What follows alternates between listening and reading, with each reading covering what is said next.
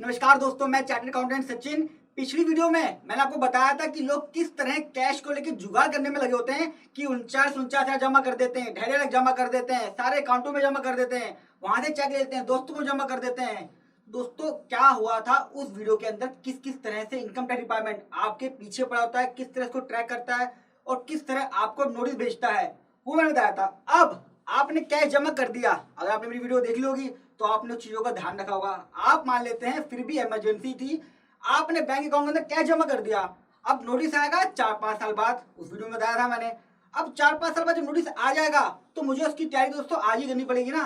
5 साल बाद तो मुझे ये भी याद नहीं होगा कि कौन से अकाउंट था, मैंने कैश जमा कराया था, कहाँ से कैश मिला था, मुझे उसकी इमरजेंसी थी या नहीं थी, और वो कैश आया कहाँ से, उसका सोर्स क्या था। तो इनकम टैक्स वाला आपसे क्या क्या पूछेगा, आपने कौन कौन से कागज आज संभाल के रखने हैं, और प्रैक्टिकली मैं आपको दिखाऊंगा कि किस तरह इनकम टैक्स वाले आपसे क्वेश्चन पूछते हैं, उन क्वेश्चनों का मैं क्या क्या रिप्लाई देता हूं।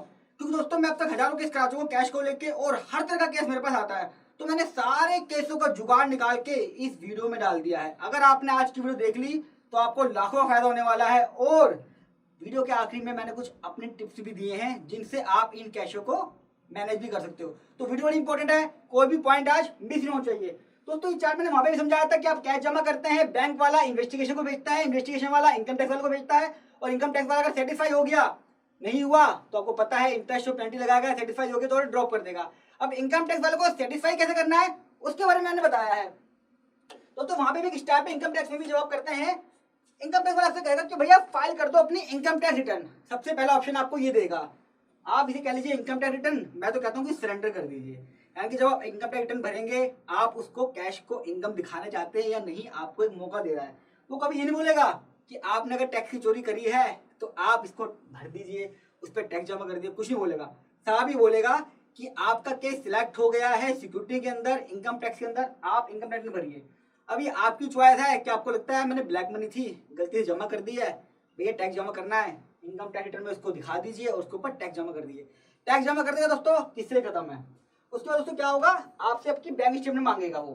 भाई ऐसा नहीं है कि आपने आइटम भर दिया है तो ड्रॉप कर देगा, पूरी प्रोसीडिंग है, पूरा सेटिस्फाई होगा कि वो कैश सही है, स्मगलिंग का तो नहीं है, क्योंकि टैक्स के साथ साथ दोस्तों से आपसे पेनल्टी भी लेनी है। तो टैक्स तो आप दे रहे हो।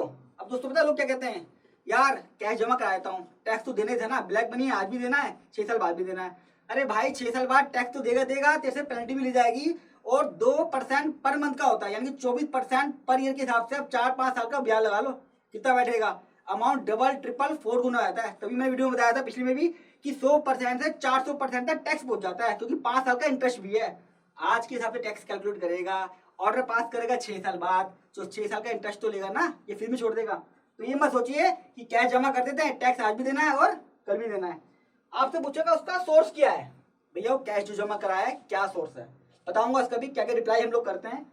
सोर्स तो आपने बता दिया, फिर चेक करेगा जेन्युइननेस कि भैया ये आप जो कैश जमा कर रहे हो और जो आप बोल भी रहे हो, क्या डॉक्यूमेंट सपोर्ट कर रहे हैं, जो आप मुंह से बोल रहे हो डॉक्यूमेंट सपोर्ट कर रहे हैं, सिचुएशन जो सपोर्ट कर रही है। बताऊंगा किन की सिचुएशनों को मैं भी बताता हूँ। तो दोस्तों सबसे पहला स्टेप जो आपको इनकम टैक्स ऑफिसर ऑफर करता है वो है इनकम टैक्स रिटर्न भरने के लिए। आपके पास सिंपल सा एक नोटिस आएगा, दिखाऊंगा अभी मैं किस तरह का आता है, कि भैया आपका केस सिक्योरिटी के अंदर सिलेक्ट हो गया है, आप अपनी इनकम टैक्स रिटर्न भर दीजिए। वो ये भी नहीं बताया कि आपने कितना कैश जमा कराया है, ये आपको पता करना है। कई केस में क्या होता है दोस्तों, उनके पास इंफॉर्मेशन थोड़ी लिमिटेड होती है, यानी कि आपने अपने अकाउंट में जमा कराया 18 लाख रुपए, वो सारे केस मेरे पास आते हैं, और उसके पास एंट्री होती है सिर्फ 12 लाख रुपए की। वो इतनी मेहनत भी करते हैं कि बैंक स्टेटमेंट निकाल लें, चेक कर लें, तो वो चाहते हैं कि आप कुछ बताओ। अब आपको लगता है यार जमा तो मैंने 18 लाख कराया है, इन्फॉर्मेशन मैंने कितनी की है, तो आपको इंडिपेंडेंट ये निकालना है कि कितना क्या जमा हुआ है। और आपको लगता है कि यार मैं प्रॉपर्टी डीलर था, कमीशन आ रही है, 18 लाख की कमीशन आई है, मैंने दिखाई नहीं है, अब पकड़ा गया है तो अब दिखा दो भैया। 18 लाख की अपनी बिजनेस इनकम दिखाइए, उसमें जो खर्चे होते हैं जो होते हैं वो माइनस करिए, 6 लाख का प्रॉफिट आया, 6 लाख पे टैक्स पे कर दीजिए। ये बातें सब सही तभी मानी जाएंगी जब आप उसको कोरिलेट कर पाओ अपने डॉक्यूमेंट से। ऐसा नहीं है जो मर्जी बोल दो। कई लोग कहते हैं सर 15 लाख पे जमा हुआ है, एग्रीकल्चर इनकम दिखा दो ना, माफ है बच जाएंगे। मेरे दोस्त ने बोला है, अरे भाई एग्रीकल्चर इनकम 15 लाख की दिखाएगा, उसके लिए जमीन होनी चाहिए कि कितनी जमीनों पे एकड़ पे 15 लाख की इनकम आएगी। वो तूने एग्रीकल्चर इनकम कमाई किस किस से है वो बताना पड़ेगा। ये भी बताना पड़ेगा कि भैया पिछले सालों में इनकम क्यों नहीं दिखाई और अगले साल में क्यों नहीं दिखाई, क्योंकि केस लगेगा 6 साल बाद। तो इसका मतलब क्या है कि आपने जिंदगी में एक ही बार एग्रीकल्चर इनकम कमाई और भी कैश में जमा कराई, आगे पीछे कभी नहीं कमाई। पता है लोग जुगाड़ में रहते हैं, आप समझ गए होगे। तो दोस्तों इसी का ध्यान रखना है, इनकम टैक्स की फाइल करते वक्त अपनी अकाउंटिंग करा लेनी है, पता चल जाए कि एग्जैक्टली कितना कैश है। कभी आपने गलती से सिर्फ 12 लाख के ऊपर कैश जमा करा दिया और उसके ऊपर टैक्स जमा करा और 6 लाख छूट गया, आपसे भी छूट गया, डिपार्टमेंट से भी, तो डिपार्टमेंट बाद में पकड़ लेगा जब आपसे बैंक स्टेटमेंट मांगेगा। अब मैं आपको दिखाता हूँ कि प्रैक्टिकली कैसे नोटिस आएगा, कैसे वो असेसमेंट ऑर्डर पास करता है और डिमांड जो आपको पे करनी होती है वो कैसे निकालता है। दोस्तों ये असेसमेंट ऑर्डर का पार्ट है जो इनकम टैक्स ऑफिसर ने ऑर्डर पास करा मेरे ही क्लाइंट के केस में, जो बाद में मेरे पास आया। सारा काम खराब करने के बाद खुद ही उसने बड़े कैजुअल तरीके से रिप्लाई कर दिया।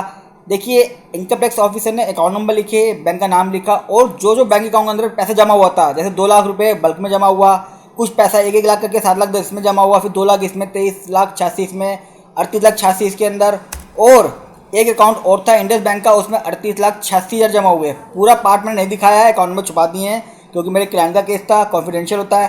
टोटल 73 लाख 82 हज़ार 500 रुपये का एडिशन करा और जिसके ऊपर उसने टैक्स मांगा, यानी कि इतना कैश जिसके में वाकई में जमा हुआ था। अब दोस्तों जब 73 लाख 82 जमा हो गया तो क्या हुआ, वो क्या करता है, इनकम टैक्स रिटर्न आपने भरी 10 लाख 59 हज़ार रुपये की, इसके अंदर इसको ऐड कर दिया तो आपकी इनकम बना दी उसने 84 लाख 42 हज़ार 240। अब इस इनकम के ऊपर टैक्स कितना लगेगा दोस्तों, मैं आपको बताया था ना 60%। देखिए लिखा हुआ income is being taxes at the rate 60% applicable for AY 1718 और पेनल्टी भी लगा रहा है 271 AAC की, जिसके अंदर 10% मैंने बताया था लग जाती है उसके हिसाब से। देखिए 73 लाख का यहाँ पे दोबारा दिखाता हूँ, 73 लाख 82 हज़ार रुपये का एडिशन हुआ है इनकम में, और जो डिमांड निकली दोस्तों कितनी निकली है, 78 लाख 94 हज़ार, यानी कि जितना कैश जमा कराया दोस्तों उससे भी ज़्यादा की डिमांड आ गई। 60% का टैक्स, 25% सरचार्ज, 4% का एजुकेशन एंड हेल्थ सेस, वो मिला के प्लस उसमें इंटरेस्ट लगता है जितने भी साल का केस हो आपका। इधर सिर्फ 2 साल के बताया है, जो 6 साल बाद आते हैं उसमें 6 साल का लगता है, तो ये डिमांड 1 करोड़ तक पहुंच जाती है। तो इस तरीके से दोस्तों बड़ी परेशानी होती है। ये प्रैक्टिकल मैंने आपको एग्जांपल दे दिया है। अब मैं चलता हूँ सीधा अपने डैशबोर्ड पर। देखा दोस्तों आपने असेसमेंट ऑर्डर दिखाया मैंने आपको जो AO ने पास किया था और उसका मैंने डिमांड भी दिखा दी। अब दोस्तों यहाँ पे क्या करा, असेसी थोड़े से नासमझ होते हैं, उनको समझ नहीं होती, वो सोचते हैं कि यार चिट्ठी का आदान प्रदान है। दोस्तों कोई भी लीगल नोटिस होता है, चाहे वो पुलिस स्टेशन की बात हो, चाहे वो आपका कोर्ट में जाना हो, चाहे इनकम टैक्स में जाना हो, हमेशा प्रोफेशनल का इस्तेमाल करें। जो आपका पहला लेटर है बहुत इंपॉर्टेंट होता है, अगर आपने वो गलत रिप्लाई कर दिया तो कहीं नहीं बच पाओगे। ये जो मेरे पास केस में आपको दिखाया मैंने, इसमें किसी ने इससे पूछा कि भैया क्या रिप्लाई करना है, उसने कहा लिख देना यार कि मेरी सेल है ये। उसने लिख दिया कि ये मेरी सेल है, 78 लाख रुपए मैंने कैश जमा कराया था, ये मेरी सेल है। अरे भाई सेल है तो उसकी परचेज भी होगी, स्टॉक भी होगा, किससे परचेज लिया, किस किस को सेल करा, उसकी इनवॉइस कहाँ है, 50 चीजें पूछ लेते हैं। जब भी हम केस कराते हैं ना दोस्तों, मैं क्या करता हूँ, सारी फाइलें मंगवाता हूँ जितने भी कागज उनके, और उसको ऑब्जर्व करता हूँ इनकम टैक्स के हिसाब से कि भैया इनकम टैक्स वाला क्या क्या पूछेगा। कई लोग मेरे से कहते हैं सर प्रॉपर्टी का कैश है बोल दीजिए। अरे भाई प्रॉपर्टी का कैश पहले तो ब्लैक मनी होती है तो वो नहीं दिखा सकते। दूसरा वो कहता है भैया व्हाइट में ये मेरा रजिस्ट्री में लिखा हुआ कैश सर 10 लाख रुपए लिखा हुआ, देखो क्या दिक्कत है, चोड़ा हो के। मैं कहता हूँ भाई रजिस्ट्री के अंदर प्रॉपर्टी केस में 10,000 से ऊपर का कैश अलाउ ही नहीं है, तो आप इस कैश से तो बच जाओगे। ऑफिसर क्या करेगा, आप पे पेनल्टी लगा देगा कि प्रॉपर्टी में कैश तो अलाउ नहीं है, आपने कैसे ले लिया। प्रॉपर्टी के अंदर सेल डीलिंग में सिर्फ 10,000 रुपए का कैश अलाउ है। तो हम क्या करते हैं, एक्ट के सारे पॉइंट भी ध्यान रखते हैं। ऐसा नहीं है इस कैश के बचने के चक्कर में कोई दूसरा कोई ना लग जाए। और यहाँ पे एक चीज और भी बता दोस्तों, वो आपका कैश तो देख रहा है, वो आपका कोई भी चीज देख सकता है बैंक स्टेटमेंट के अंदर। वो आपसे क्या करेगा, बैंक स्टेटमेंट मंगवाएगा और सारी ट्रांजेक्शन है कैश की देखेगा, ऑल ट्रांजेक्शन देखता है। उसको लगता है यार मैंने कैश के लिए मंगाया था, 18 लाख रुपए कैश जमा था, प्रॉपर्टी ले रहा आदमी है, 18 लाख का कैश तो जमा है यार, ये 25-25 लाख रुपए भी आ रहा है यार, RTGS आ रही है, भैया ये क्या है बताइए जरा। वो कहेगा यार ठीक क्या हो गया यार, आया तो कैश के लिए था भाई, मैं बिल्कुल क्या, बहुत सारी चीजें होती है हमें देखनी पड़ती हैं। और वो भी आपका पॉइंट खोल सकता है, उसके लिए नोटिस दे सकता है कि भैया 18 लाख तो तेरा है ही, 75 लाख रुपए ये भी तेरा टैक्स बनेगा, एक किस चीज का है। आप बोलोगे सर किसी की ना प्रॉपर्टी लेनी थी, मैंने अपने अकाउंट में पैसा लिया फिर आगे दिया, मैं सिर्फ मीडिएटर बना हुआ हूँ, लेकिन 6 साल बाद क्या होगा, ना तो बंदे का नाम याद होगा, ना उसका फोन नंबर होगा, ना कोई कागज होंगे। करते हैं लोग, बहुत सारे काम करते हैं ऐसे कि ला तू मुझे दे दे मैं कर देता हूँ, मुझे दे दे। 1% आधे बढ़ने के चक्कर में इतना नुकसान होता है ना, कोई एक्सप्रेशन नहीं होती। तो बैंक स्टेटमेंट मांगेगा, ध्यान रखिएगा, फिर कह रहा हूँ प्रोफेशनल की सर्विस ही यूज कीजिएगा। बैंक स्टेटमेंट आपने दे दी और वो असेसिंग ऑफिसर को लगा कि भैया हाँ जितनी भी ट्रांजेक्शन मेरे पास है, मेरे पास लिखा हुआ था 18 लाख रुपए और उसकी बैंक स्टेटमेंट में 18 लाख रुपए आ रहा है, तो आपसे पूछेगा कि भैया पता है ये 18 लाख रुपए कहाँ से आया। आप क्या क्या रिप्लाई आप दे सकते हो सोर्स का। प्रॉपर्टी का हो सकता है वो दोस्तों, मैंने आपको बताया ना, ब्लैक मनी का तो बोल नहीं सकते, अगर बोलोगे वो तो दोस्तों एडिशन होनी है, टैक्स होना है। सीनियर सिटीजन बहुत गलती करते हैं, बुढ़ापे में प्रॉपर्टी बेच देते हैं और जो ब्लैक मनी का कैश आता है वो जमा कर देते हैं, एफडी करा देते हैं। बहुत सारे केस आते हैं मेरे पास, गलत है। लेकिन अगर जेन्युइन प्रॉपर्टी का भी है दोस्तों, अगर आप कहते हो यार मैंने 10 लाख रुपए की प्रॉपर्टी बेची है, मैंने एग्रीकल्चर लैंड हो चाहे कोई भी दोस्तों, 2 लाख रुपए एग्रीकल्चर के इसमें लिमिट है मैक्सिमम। आप 2 लाख से ज्यादा प्रॉपर्टी पे नहीं ले सकते हो, और अगर वैसे बेचोगे तो 10,000 की लिमिट है। यानी कि अगर कोई प्रॉपर्टी ले रहा है, 25 लाख की प्रॉपर्टी है मान लीजिए, तो मैक्सिमम से मैक्सिमम रजिस्ट्री के अंदर 10,000 रुपए अलाउ है। 10,000 से ऊपर ज्यादा कैश मिलते हैं। अगर आप ले लोगे, मतलब मना नहीं है, आपकी रजिस्ट्री हो जाएगी, लेकिन इनकम टैक्स में पेनल्टी है। यानी कि अगर आपने 5 लाख रुपए कैश ले लिया तो 5 लाख की पेनल्टी लगेगी। तो यहाँ पे आप बोलोगे मेरा प्रॉपर्टी का कैश है जी, ये रही रजिस्ट्री, चौड़ा हो के आप बोलोगे यार पेनल्टी लग जाएगी भैया, कैश से तो बच जाएगा, तो ध्यान रखना। दूसरा, मैंने लोन लिया हुआ है अर्जेंट, यार मेरे को अर्जेंट था, मेरे आगे वेंडर खड़े हुए थे, मेरे आगे एजेंट खड़े हुए थे, रिकवरी कर रहे थे, मेरे को पकड़ के ले आ रहे थे, जेल में बंद कर रहे थे। मेरे दोस्त से मैंने हेल्प ली, 10 लाख रुपए कैश लिया, वो अकाउंट में जमा कराया और क्रेडिट कार्ड की पेमेंट कर दी। वो बोलेगा ठीक है भैया, फ्रेंड से रिलेटिव से लिया, यहाँ पे दिक्कत हो रहा जाएगी। लोन 20,000 से ऊपर कैश का अलाउ नहीं है, तो यहाँ तो आप बच जाओगे कैश से, लेकिन लोन की पेनल्टी लग जाएगी, 100% पेनल्टी है। यानी कि आप बोलोगे मैंने 10 लाख रुपए कैश लिया था, तो 10 लाख की आपको पेनल्टी देनी पड़ेगी टैक्स की बजाय। तो इन चीज़ों का हम ध्यान रखते हैं। इसका दोस्तों अलग तरीका होता है थोड़ा सा समझाने का और करने का, बताऊंगा वीडियो आखिरी में। आप बोलोगे मेरी विड्रॉल थी, दूसरे बैंक से निकाला था या सेम बैंक से जाके जमा कराया था। अगर जमा कराया था तो आप उसको बैंक स्टेटमेंट में टिक लगा के दे सकते हो। इसमें मैं क्या करता हूँ, मैं पहले अकाउंटिंग करता हूँ दोस्तों, उनकी जितना भी कैश निकला गया हुआ है। बहुत सारे केस मेरे पास आते हैं जिसमें मैं देखता हूँ यार असेसिंग ऑफिसर ने 15-20 लाख रुपए कैश की एडिशन कर दी जो जमा हुआ है, लेकिन कहीं ना कहीं जो कंसल्टेंट था या जो बंदा था जिसका कैश जमा हुआ, वो बताना भूल गया कि सर मेरा कैश निकला हुआ भी है। तो दोस्तों जब भी ध्यान रखिए, कैश जमा हुआ है और जो निकला हुआ है उनका डिफरेंस ही आपकी एडिशन होती है। तो हम कोशिश करते हैं कि यार जो कैश जमा हुआ है, अगर वो ऑफिसर नहीं मान रहा तो कम से कम जो निकला हुआ उसका बेनिफिट तो दे। तो उसके लिए हम टैली में काउंटिंग करते हैं, कैश फ्लो बनाते हैं कि कितना नेट जमा हुआ है। मान लीजिए 10 लाख पहले निकला, 12 लाख जमा हुआ, तो 2 लाख का डिफरेंस हुआ। 12 लाख तो नहीं करा मैंने ना, 10 लाख पहले जो निकला था, 12 लाख जमा कराया मैंने, तो 2 लाख का डिफरेंस हुआ। 10 लाख तो पहले मानेगा ना मेरा, चाहे थोड़ा गैप हो। गैप भी दोस्तों ऐसा नहीं है 2 साल पुराना गैप का हो कि 2 साल पुराना कैश था निकाला था आज जमा कराया, ऐसे ही चलता। आप कहेंगे मेरी ओल्ड सेविंग है, हो गया अच्छा। आप क्या कहते हैं कि मेरी कैश में इनकम है, भाई सोर्स बताना है। ये मेरी ज्वेलरी सोल्ड करी थी मैंने, इन चीजों की एक्सप्लेनेशन आप दे सकते हैं और इन चीजों को आपने रिकॉर्ड करना है। जब आपने बता दिया कि मेरा ये सोर्स है, आपने लिख दिया। अब ऐसा तो नहीं है ना कि मैंने लिख दिया, बोल दिया मैंने उससे, हाँ जी बताओ जी मेरा सोर्स था ज्वेलरी बेची थी मैंने, क्या कर लेगा, मेरी सेविंग अकाउंट था, क्या कर लेगा। अब दोस्तों कुछ प्रूफ देना होता है, और दोस्तों ये चीजें ना एक बार में देनी होती है। कहीं पे भी ऐसा नहीं है कि मैं गर्लफ्रेंड चैट कर रहा हूँ और हाय क्या हाल चाल है, तू ठीक है, तूने खाना खा लिया, बाबू सो गया। दोस्तों वहां चलता है, ये इनकम टैक्स की प्रोसीडिंग है। यहाँ पे एक बार में पूरा रिप्लाई देना होता है, पूरा बंच बनाना होता है। पूरा रिप्लाई बना के हम उसको व्यू करते हैं, असेस करते हैं कि इनकम टैक्स वाला क्या क्वेश्चन पूछेगा, मेरे पास उसका क्या जवाब होगा, फिर इसका बदले ये क्वेश्चन पूछेगा, फिर ये कागज निकाल लेगा। तो पूरी तैयारी करके जाते हैं और ये एक्सपीरियंस आता है प्रैक्टिकल काम करने से ही। मैं हमेशा कहता हूँ मेरे चैनल पे आपको प्रैक्टिकल प्रॉब्लम के प्रैक्टिकल सोल्यूशन मिलेंगे। अब आपने सोर्स तो बता दिया यार कि मेरा सोर्स ये है, अब सोर्स का बताओ कैसे, प्रॉपर्टी के पेपर दोगे। भाई आप कह रहे हो ना कि मेरा 10 लाख रुपए कैश है प्रॉपर्टी में आया, तो प्रॉपर्टी पेपर दिखाओगे और ये भी बताओगे कि कैश जरूरी क्यों है। अब मान लीजिए मैं कह रहा हूँ यार 10 लाख रुपए कैश जमा कर दिया मैंने, प्रॉपर्टी खरीद ली उससे मैंने, अब प्रॉपर्टी का कैश आ रहा है, अब मैंने कैश की प्रॉपर्टी पेपर दे दिए। अब ऑफिसर क्या बोलेगा, ठीक है यार तेरा कैश तो मैंने माफ कर दिया, लेकिन पेनल्टी है जी 10,000 से ऊपर की पेनल्टी लगेगी। आपने 10 लाख में जमा कराया, 10 लाख की पेनल्टी लगाऊंगा, कैश छोड़ दिया, अब यहाँ फंस गए।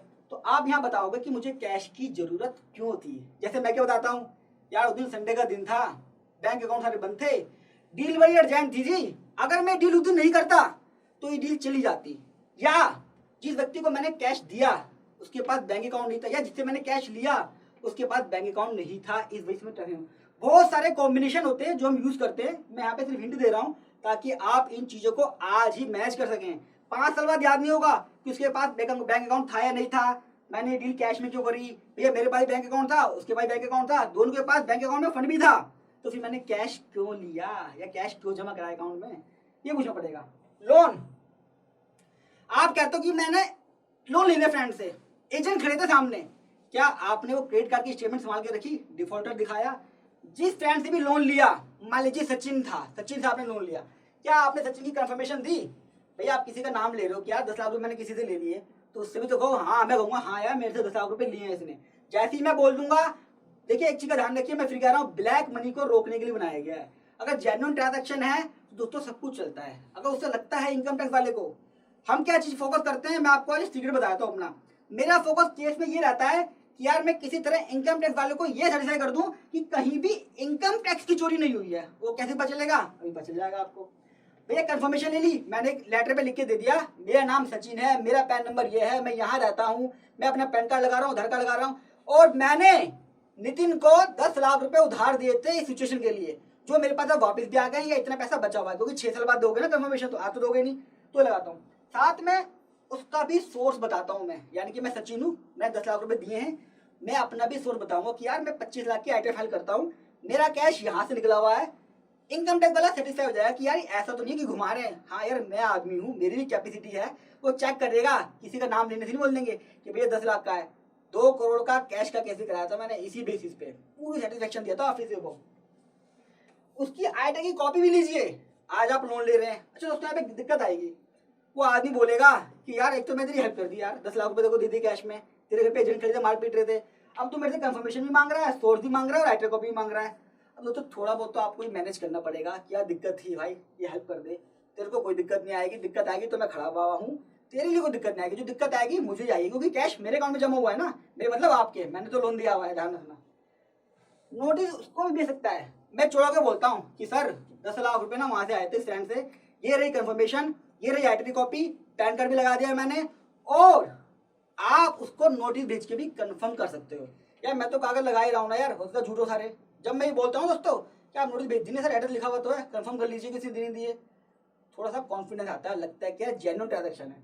और ये भी बताइए कि कैश की जरूरत क्यों पड़ी, आप बोलिए, फैक्ट में लिखना पड़ता है, मैं लिखता हूँ कि मेरे यहाँ एजेंट आ गए थे, उन्होंने मुझे मारा पीटा, मेरी वाइफ के सामने मेरी बेइज्जती करी और मुझे जेल ले जा रहे थे, उसी टाइम कैश की जरूरत थी। मेरे दोस्त के पास चेक तो था, लेकिन मुझे हैंड ऑन कैश चाहिए था ताकि मैं उसी टाइम बच सकूं, मेरी बेइज्जती होते होते बच जाए, क्योंकि अगर जेल चला जाता तो सब कुछ बेकार हो जाता। आपको ये फैक्ट लिखने पड़ेंगे, जैसे मैंने बताया ना यहाँ पे प्रॉपर्टी वाले केस में कि कैश क्यों लिया, यहाँ पे भी बताना पड़ेगा। एक आप बनाइए अपना कैश फ्लो, मैंने बताया ना आपने 12 लाख रुपए जमा करा दिए, लेकिन 10 लाख रुपए पहले निकले हुए थे, तो दोस्तों मैक्सिमम से मैक्सिमम अगर 12 लाख की आपने एक्सप्रेशन दे दी ठीक है, लेकिन आप ये भी ग्राउंड लीजिए कि यार अगर एडिशन करनी है तेरे को, मान लो मेरी बात नहीं मानना, ये सब बातें बेकार हो गई, तो सिर्फ 2 लाख का कर सकते हो आप। 10 लाख तो मैं जमा कराया है, 2 लाख ही तो मैक्सिमम अमाउंट है, तो आप इसको ही एडिशन करिए, इसके ऊपर ही मेरे से टैक्स मांगिए, विड्रॉल बता दीजिए और डिपॉजिट बता दीजिए, और चेक कर लीजिए पीक। पीक क्या होता है दोस्तों, 10 लाख रुपए निकाला, 12 लाख रुपए जमा कराया, तो 2 लाख का पीक हो गया, यानी कि 2 लाख का डिफरेंस अमाउंट हो गया। तो जितने भी बैंक ट्रांजैक्शन है, मैं कई बार पिछले 3-4 साल की अकाउंटिंग तक करता हूँ कि भैया एक बार कैश फ्लो निकाल लूँ, ताकि असेसी के केस में ये बता दूं कि भैया देखो असेसी की हिस्ट्री रही है, कैश निकालता रहता है, जमा कराता था, निकालता रहता है, जमा कराता है, थोड़ी बहुत जरूरत पड़ती रहती है। इसका मतलब ये नहीं है कि उसके पास ब्लैक मनी है, क्योंकि मुझे ब्लैक मनी से बचाना है, मुझे इनकम टैक्स ऑफिसर के दिमाग से निकालना है कि ये ब्लैक मनी नहीं है, और क्या है, ये टैक्स पेड इनकम है, चाहे मेरे दोस्त ने दे दियो, चाहे प्रॉपर्टी वाले दे दियो। यहाँ पे मैं ये भी बताता हूँ कि भैया देखो प्रॉपर्टी बेची है, इसके ऊपर टैक्स भी पे कर दिया, तो कोई टैक्स का वेजन नहीं है। आपने सोर्स तो बता दिया दोस्तों अपना कि भैया मेरा सोर्स ये है, और उसके मैंने डॉक्यूमेंट दे दिए।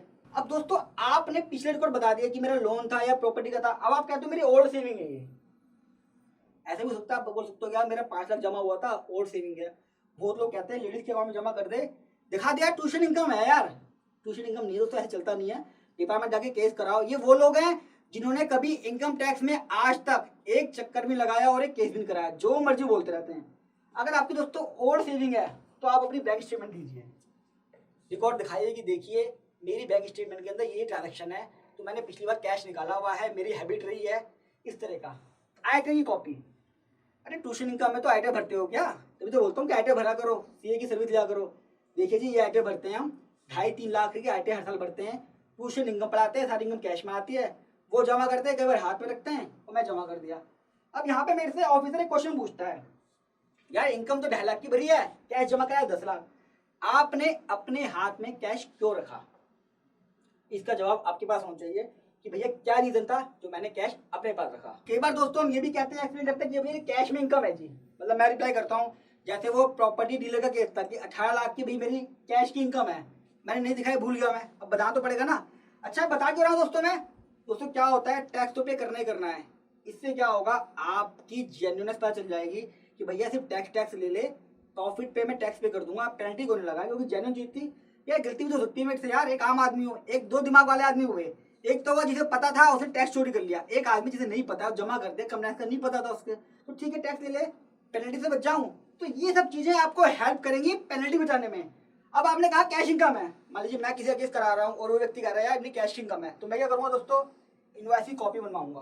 मैं कहूंगा यार 18 लाख रुपए तूने कमाए हैं, प्रॉपर्टी डीलर है, तूने मकान बेचे होंगे ना, कहता हाँ जी, लिस्ट बना उसकी, ये प्रैक्टिकल बता रहा हूँ, मैंने केस करा रखे हैं, वो एग्जाम्पल है। मैं कहता हूँ उनकी लिस्ट बना बंदों की, उनके फोन नंबर, कौन कौन सी प्रॉपर्टी बेची, उनके एड्रेस, और भैया उनकी इनकम कहाँ से आई इसका भी एकदम ध्यान कर।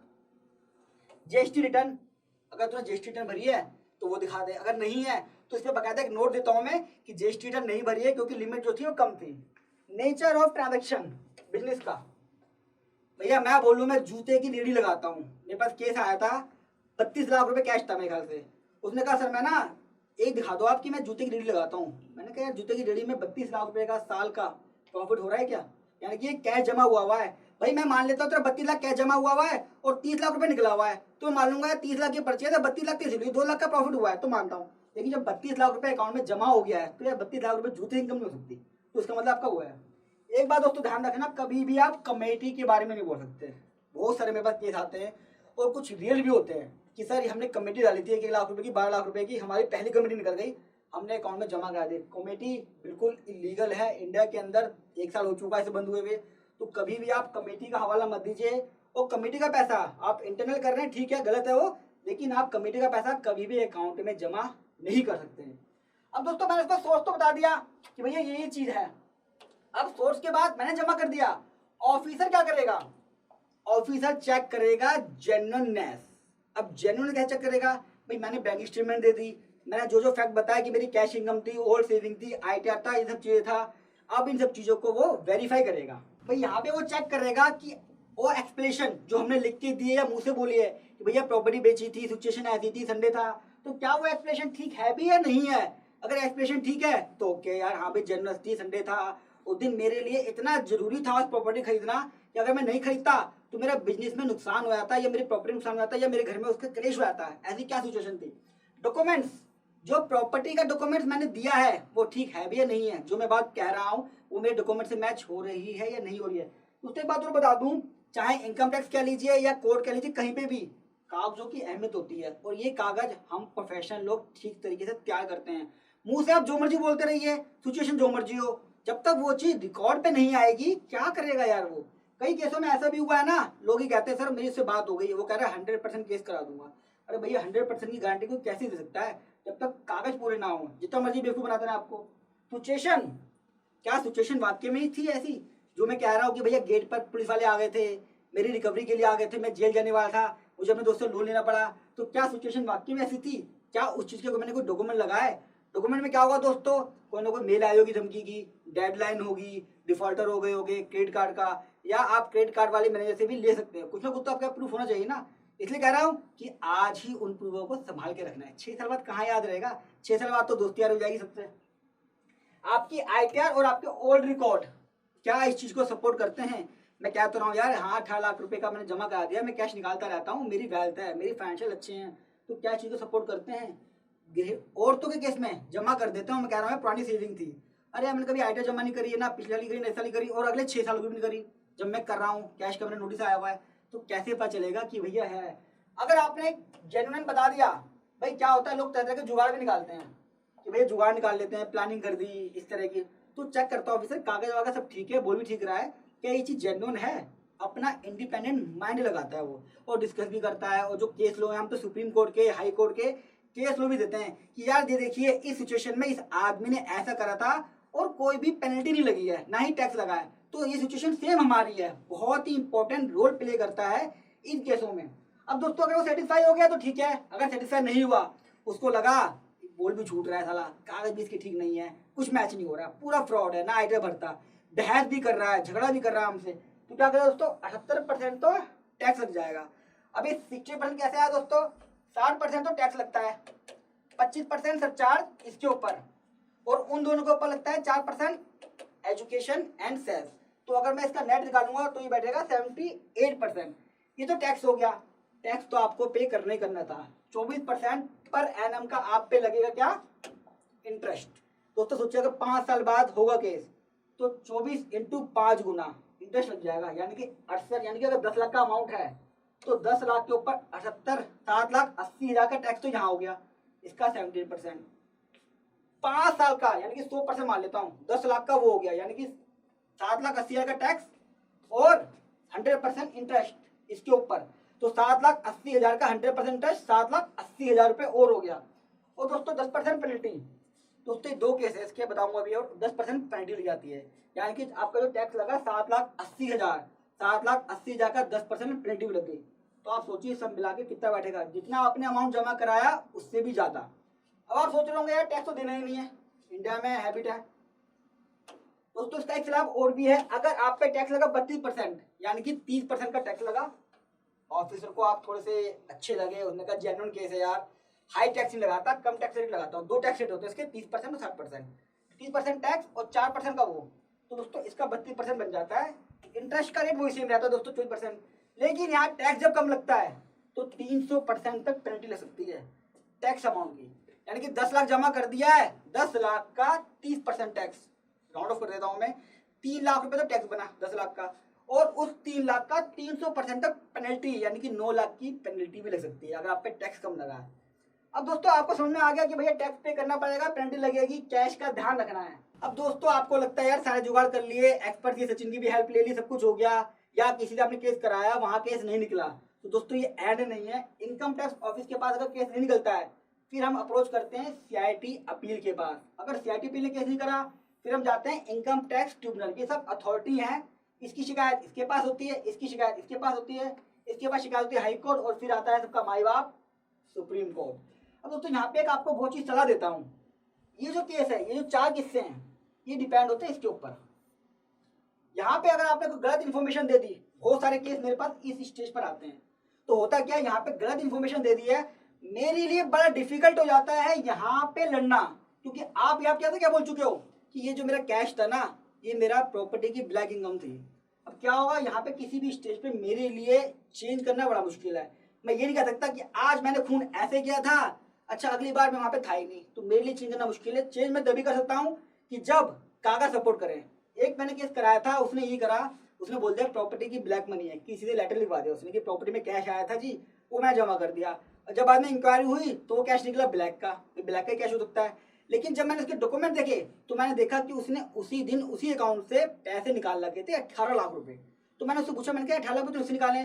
उसने कहा हाँ सर याद आ गया मेरे को, 18 लाख रुपए मैंने निकाले थे, वो वाले नहीं थे, वो गलती से हो गया, वो दूसरा साल है कोई और ये साल नहीं था। तो जब वो डॉक्यूमेंट्स थे तो मैंने क्या करा, यहाँ पे डॉक्यूमेंट्स लगाए, एक एफिडेविट दिया। अगर डॉक्यूमेंट सपोर्ट करते हैं तो ही आप स्टेटमेंट चेंज कर सकते हो, तो ध्यान रखिएगा इसी स्टेज पे किसी प्रोफेशनल की सर्विस ले लीजिएगा। अब दोस्तों इसमें से करने के बाद आप अपने केस को अच्छे तरीके से प्रेजेंट कर सकते हैं। यकीन मानिए अगर आपका केस जेन्युइन है तो आपको कहीं ना कहीं रिलीफ जरूर मिलेगा, और सबसे ज्यादा चांस ITO और commissioner of income tax appeal के पास होते हैं। अब दोस्तों आपको समझ में आ गया यार कि मैं कहीं ना कहीं तो जीतूंगा।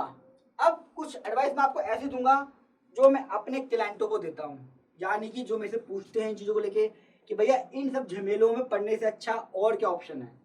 दोस्तों जब भी आप कैश जमा कराएं ITR जरूर फाइल करें। क्या होता है दिक्कत सबसे ज़्यादा तब आती है जब मैं कैश तो जमा कर लेता हूँ लेकिन ITR फाइल नहीं करता। उस केस के अंदर केस 100% आता है, वो कहता है यार मिसमैच हो गया, ऑनलाइन ही पकड़ता है, इन्वेस्टिगेशन जाता ही नहीं है, वो कहता है कैश जमा कराया 6 लाख रुपए, ITR फाइल नहीं कर रहा, पकड़ो उसको। हमेशा करंट अकाउंट यूज कर रहे हैं, अपना saving account day to day transaction के लिए कभी ना करें। क्या होता है मैंने देखा है, सेविंग अकाउंट के अंदर बिजनेस चल रहा है, सेविंग में कैश जमा हो रहा है, सेविंग से शेयर ट्रेडिंग हो रही है, सारा काम सेविंग से कर रहे हो। अरे भैया सेविंग सिर्फ सेविंग्स के लिए होता है, बिजनेस के लिए होता है, उसके लिए करंट अकाउंट खोल लीजिए। मैंने वीडियो बनाई थी कि करंट अकाउंट खोल के कैसे आप बिजनेस कर सकते हैं, देख लीजिएगा, उसको कमेंट बॉक्स में डाल दिया है, डिस्क्रिप्शन में डाल दिया है। रिप्लाई अपना आप कभी ना दें, CA की सर्विस लें यार, इतनी पढ़ाई करिए, इतने केस कराए, CA की कर लो ना यार, 25-30 हज़ार रुपये खर्च कर लो, क्या फायदा बाद में टेंशन लेते रहोगे। जो आदमी शुरू में बचाया था ना 500 हज़ार खर्च करके 30-30 हज़ार, हाई कोर्ट के अंदर 2-2 लाख रुपए देते हैं, वो रोते फिरते बेचारे। वो रिकॉर्ड रख लीजिए कैश डिपॉजिट का, भैया कैश जमा कर दिया है, बैंक स्टेटमेंट संभाल के रख लीजिए पूरे साल की, उसको एंट्री को हाईलाइट कर लीजिए, उस पर नोटिंग बना लीजिए कि मैंने क्यों क्यों करा, सारे फैक्ट लीजिए, कंफर्मेशन ITR सब सवाल के रख लीजिए कि दोस्त से ले उसका नाम लिख लीजिए, सारे रिकॉर्ड रख लीजिए ताकि 5-6 साल बाद आप वो रिकॉर्ड मुझे दे सकें, मतलब अपने कंसल्टेंट को जिससे भी केस कराएं। कैश रिलेटिव से ना लीजिए और ना ही एम्प्लॉयर। बहुत केस में देखा मैंने, जो एम्प्लॉयर होते हैं वो अपने एम्प्लॉइयों में अकाउंट में जो है जमा कर देते हैं और बेचारे सैलरी वाले इतना फंस जाते हैं, यार मजबूरी क्या करें यार, एक जॉब करनी है। और सैलरी वाले सबसे ज्यादा इसमें मरते हैं। क्यों? सैलरी वाले के पास कोई इनकम भी तो नहीं होती, वो कहता है तो जॉब करता है यार, सैलरी मिलती है, उसके अलावा तेरी इनकम क्या है, तूने कैश कहाँ से लिया है, ये तो बेचारे वो मर जाते हैं, वहां वो फंसते हैं। तो ध्यान रखिएगा, छोटे से लाने के चक्कर में रिलेटिव से और क्या नाम है एम्प्लॉयर का कैश जमा मत कराइए। वो कहेगा 1% ले ले, 2% ले ले, या भैया तू रख ले अपने पास, हमें नहीं लेना। जॉब वालों को बोल दीजिए कैश कर लीजिए, सारी दिक्कत हो जाएगी। मैं सैलरी वाला आदमी हूँ, सचिन जी की मैंने वीडियो देखी थी, उन्होंने साफ कहा था कि सैलरी वाले को बड़ी दिक्कत है। ऐसा भी नहीं कि आप 2.5 लाख जमा कर दे, 5 लाख जमा कर दें और बोले यार 5 लाख तो इनकम माफ है ना। बहुत लोग कहते हैं सर 5 लाख तो इनकम माफ है, 5 लाख तो क्या जमा कर दूं, दिखा दूंगा यार इनकम थी। अरे भैया वहां पे आपको 1 लाख का भी जवाब देना पड़ता है कि इनकम किस चीज की थी, आपकी क्वालिफिकेशन क्या थी, आपका सोर्स क्या था। सर ट्यूशन इनकम दिखा दो। अरे बीवी तेरी पढ़ी हुई 8वीं पास 10वीं पास, किसको ट्यूशन पढ़ा रही है भाई तू, क्या नाम है कोचिंग सेंटर का, ये ट्यूशन इनकम छोड़ दो। सब कैश विड्रॉल की वर्किंग जरूर कर लें। मैंने बताया ना मेरे केस में जो प्रॉपर्टी का मामला था उसका कैश विड्रॉल हुआ था, तुरंत केस हो गया। नोटिस 4-5 साल में आते हैं, मैंने बताया है। केस को हमेशा अटेंड करें। लोग कहते हैं 70 साल की उम्र है सर फादर की, क्या करना नोटिस का, 6 साल बाद आएगा, पता नहीं वो होंगे कि नहीं होंगे, पता चल जाएगा अभी क्या होगा उसका। अगर आप सोचते हो कि भैया वो आदमी चला जाएगा कुछ नहीं होगा, देखा जाएगा 7 साल सीनियर सिटीजन है कोई कुछ नहीं करेगा, रिकवरी की जाती है। आपका अगर बैंक बैलेंस नहीं है, प्रॉपर्टी से रिकवरी करेंगे, कोई भी एसेट से, उससे, शेयर से, लीगल हेयर से लिया जाएगा। अगर किसी के फादर ने कोई डिफॉल्टर कर दिया है, इस केस में नहीं किसी भी केस में इनकम टैक्स में, और कोई रिकवरी बनती है दोस्तों, लीगल हेयर से 100% ली जाएगी। आप कुछ भी बोलते रहो, आप बोलो कि मेरे फादर ने केस किया था वो चले गए हैं यार, मेरे से रिकवरी क्यों हो रही है, बोलते रहो, आपका अकाउंट अटैच हो जाएगा, आप परेशान हो गए, आप घूमते रहोगे क्योंकि आपने मेरी बात नहीं मानी है। तो दोस्तों इनकम टैक्स कहता है कि जब असेट्स के अंदर भागीदारी है लीगल हेयर की, तो लायबिलिटी में क्यों नहीं है, पेनल्टी नहीं लगाएगा लेकिन इनकम टैक्स की रिकवरी शुरू करेगा। तो अगर आप सोच रहे हो कि कोई बुजुर्ग आदमी कैश जमा कर दो जब तक नोटिस आएगा नहीं क्या होगा उसका, तो रिकवरी आपसे की जाएगी, ये गलती मत करना।